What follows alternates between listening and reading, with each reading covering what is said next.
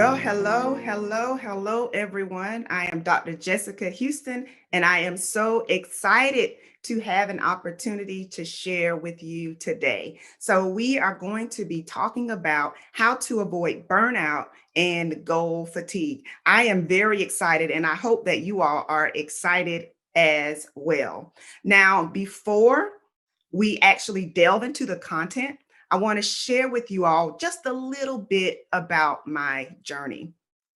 So, finding freedom, oh my goodness. I had to find freedom. Okay. I had to find it. I had to find it because I was trapped by my emotions. I was trapped by fear. I was trapped by frustration.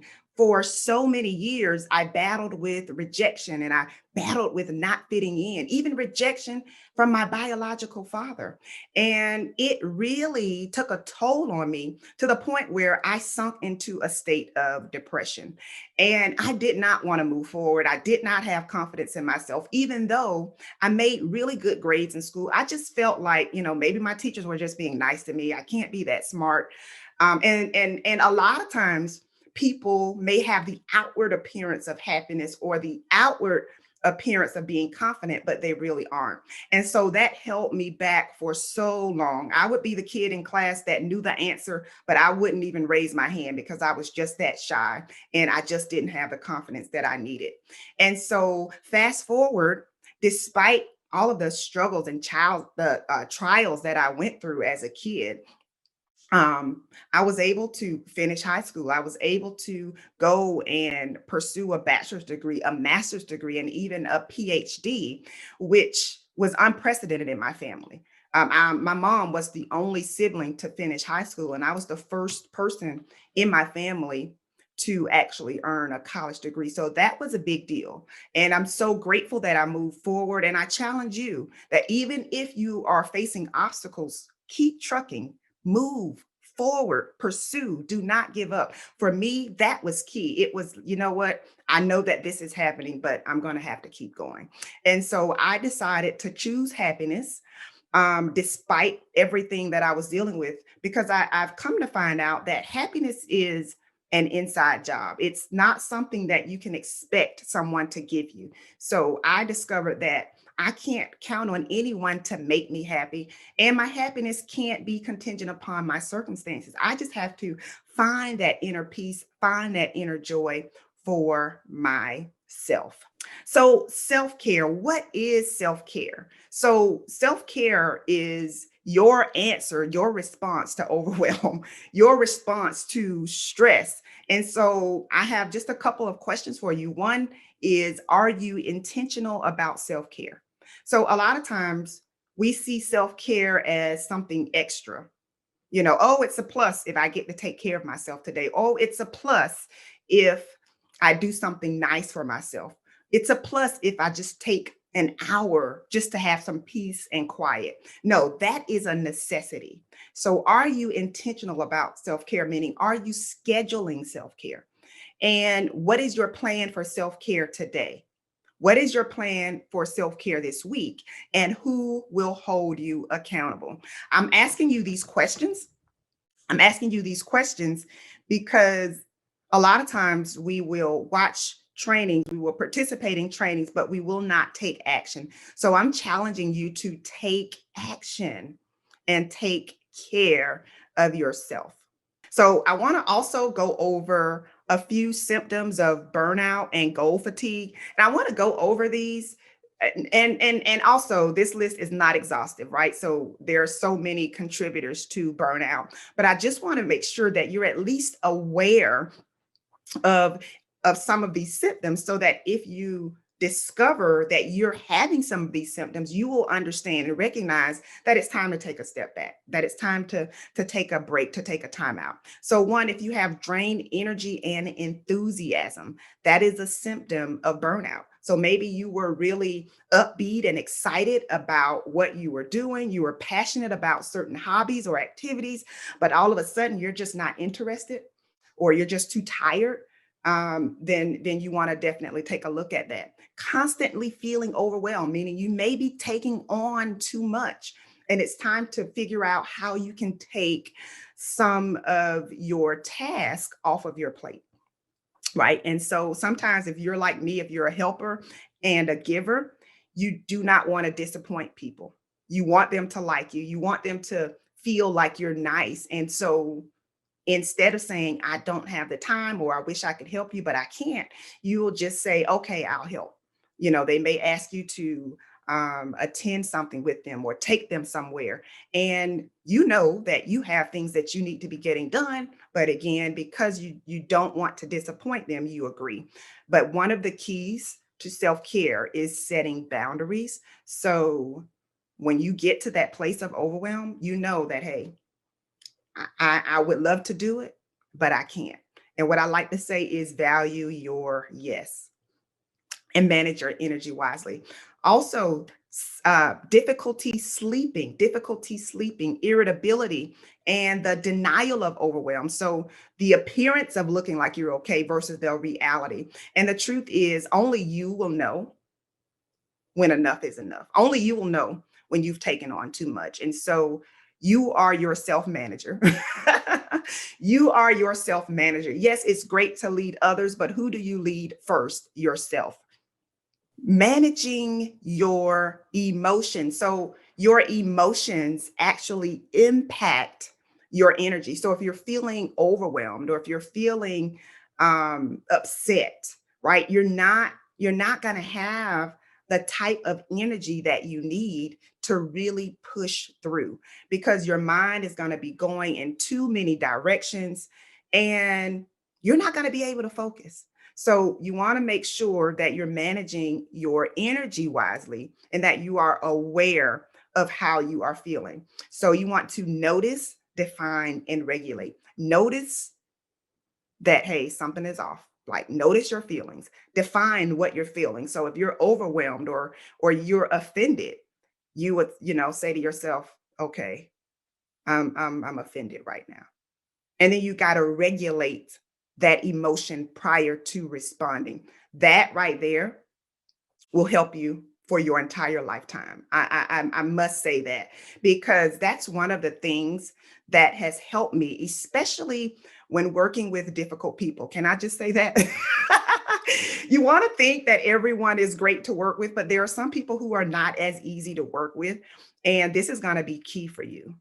It's going to be key for preserving your energy, right? Preserving your joy and your peace is going to be um, in making sure that you're not allowing someone else to pull your energy down. And then you also want to understand that we have a feeling mind and a rational mind. And so when you're making a decision, you want to think, okay, am I making this decision based upon how I feel? Or am I making this decision based upon facts or evidence? And last but not least, you want to discipline your disappointment. While we all want everything to go as planned, it doesn't always work out that way. And so, what you have to say to yourself is, it did not work out the way that I wanted, but what can I learn from this? How can I take this experience and turn it into a better experience the next time? So I want to also talk a little bit about self management. And there are just a couple of questions that I have for you. First, what really excites you? I want you to really think about that. Like, what really excites you? What do you really love to do? And then I want you to think about what really drains you. Okay, what drains you? What is like, oh gosh, do I really have to do this? And then what habit is it time for you to release? And then what will you pick up instead? So I want you to think about those questions and really take some time to write out your answers, because those are going to really help to steer you in the right direction. 4 ways to refuel. Refueling is important. And one of the ways that I refuel is I commit to daily inspiration, and I'm challenging you to do the same thing. So, what is it that you can do every morning before you start your day that will inspire you? Is it listening to a motivational video, listening to a certain song, reading a book, whatever that is that will inspire you and get you excited about starting your day? That will be a great way to refuel and be prepared for your day. Another thing I encourage you to do is find something fun to do. If you're anything like me, and I hope you aren't, you have to make yourself have fun. Like I love to do fun things. I'm a fun person, but I also love to work. I also love to read. I also love to learn, which I consider fun, but a lot of people don't. And so, in doing things that quote unquote people believe would be considered fun, then I have to kind of say, hey, let's do this. So, for example, one day I was working and my husband came in and he was like, "Mm, enough of that. Let's go for a bike ride." And so we went out for a bike ride. So it's things like that that can, even if you're feeling a little down or a little tired, it can revive you, it can refuel you. And sometimes you just need a good laugh. So maybe even watching something funny.